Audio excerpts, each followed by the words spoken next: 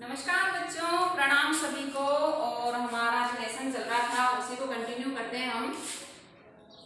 स्वर्णिम भारत पार्ट 1 चल रहा था, इसमें वर्धन वंश आज हम पढ़ेंगे। वर्धन वंश को पुष्यभूति वंश भी कहा जाता है। इसमें ज्यादा शासक, जैसे हमने मौर्य वंश पढ़ा है, गुप्त वंश पढ़ा है, उसमें कई शासकों को हमने पढ़ा है, लेकिन इसमें हम केवल मुख्य रूप से हर्षवर्धन को पढ़ेंगे। पहले इसकी परिस्थितियां उस समय की देख लेते हैं, समझ लेते हैं, ताकि बहुत अच्छे से, जैसे हम कोई फिल्म देखते हैं या मूवी देखते हैं तो बिल्कुल उसी हिसाब से ही आप इसे याद कर सकते हैं, क्योंकि इतिहास पर भी फिल्में बनी हुई है। तो इसको हम एक मूवी की तरह ही देखेंगे तो जल्दी से आपको ये याद हो जाएगा। देखिए, प्रभाकर वर्धन, वर्धन वंश प्रभाकर वर्धन के दो पुत्र थे, राज्यवर्धन और हर्षवर्धन, और एक पुत्री थी राज्यश्री।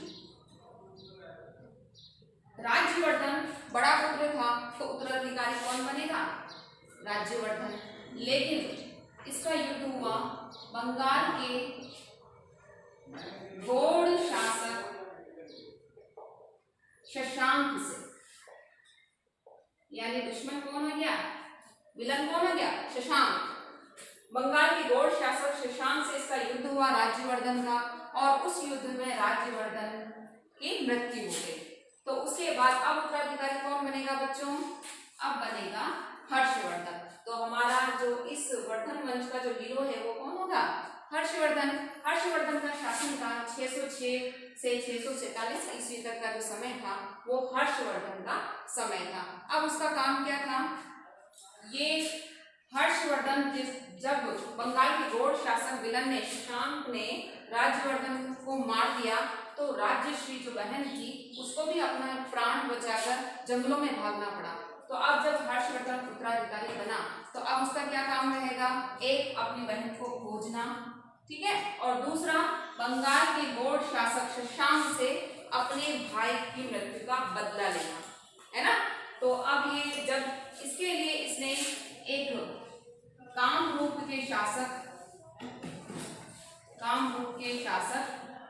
से हेल्प ली, है ना, सहायता, क्योंकि इसकी सेना अभी ये इतना मजबूत नहीं था, तो इसकी सेना के लिए इसे कामरूप के जो शासक थे भास्कर वर्मा, इससे जो है सहायता लेनी पड़ी। तो इसने अपनी सेना को है शक्तिशाली बनाया, किसके लिए?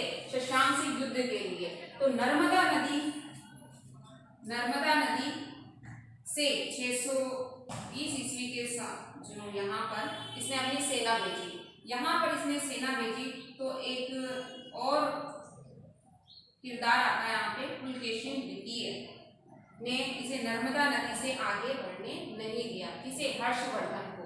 जब ये शशांक से युद्ध करने गया तो यहाँ पर पुलकेशिन द्वितीय से भी युद्ध हुआ, और पुलकेशिन द्वितीय ने नर्मदा नदी से आगे इसे हर्षवर्धन को बढ़ने नहीं दिया, ठीक है। तो यहाँ से इसका जो शासन है वो इस तरह से आप मानचित्र है उसमें देख सकते हैं। हर्षवर्धन ने अपना जो शासन है वो बहुत ज्यादा विस्तारित किया था।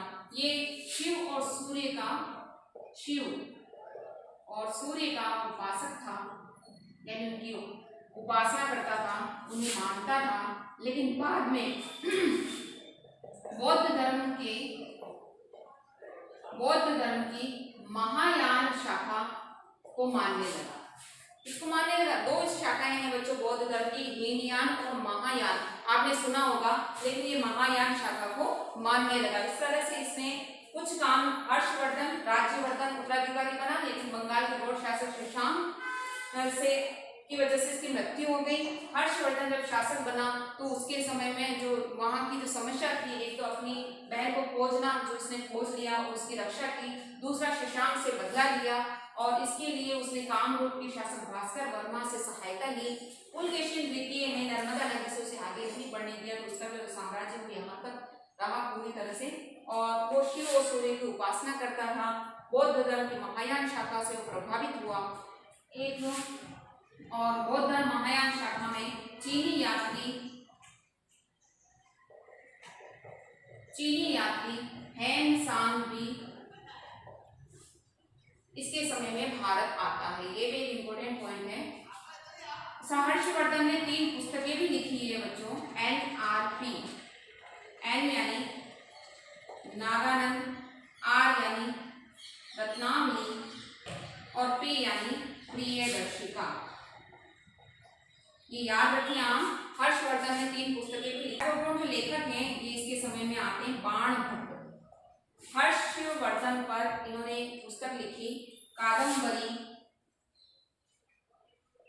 और हर्षचरित नामक 2 पुस्तकें लिखी थी। किसने लिखी थी? बाण भट्ट ने। तो हैनसांग याद रखें। हैनसांग किसके समय में भारत आया था? हर और हर्षवर्धन के समय में हैनसांग भारत आया। हर से हर्षचरित किसने लिखी? हर्षचरित लिखी बाण भट्ट ने। हर्षचरित और कादम्बरी बाण भट्ट ने लिखी। ठीक है। इसने कन्नौज को अपनी राजधानी बनाया। इस तरह से हर्षवर्धन, क्योंकि हर्षवर्धन के कोई उत्तराधिकारी नहीं था, कोई पुत्र नहीं था, इस तरह से वर्धन वंश जो है वो हर्षवर्धन के साथ ही समाप्त हो जाता है। मुझे लगता है कि यहाँ कोई दिक्कत नहीं है, बिल्कुल एकदम। कौन इनका विलन था? शशांक था। इसने युद्ध के साथ इसको समाप्त कर दिया, लेकिन इस आगे नहीं बढ़ने दिया। इसने 3 पुस्तकें भी लिखी, काफी प्रभावित किया। नागानंद रत्नावली, प्रियदर्शिका, बाण भट्ट, कादम्बरी, हर्षचरित। चीनी यात्री हैनसांग इसके समय में आया था और लास्ट में हर्षवर्धन की कोई उत्तराधिकारी नहीं था, इसलिए आपको ज्यादा पढ़ने की आवश्यकता नहीं है। हर्षवर्धन यही समाप्त होता है वर्धन वंश। बहुत बहुत धन्यवाद बच्चों।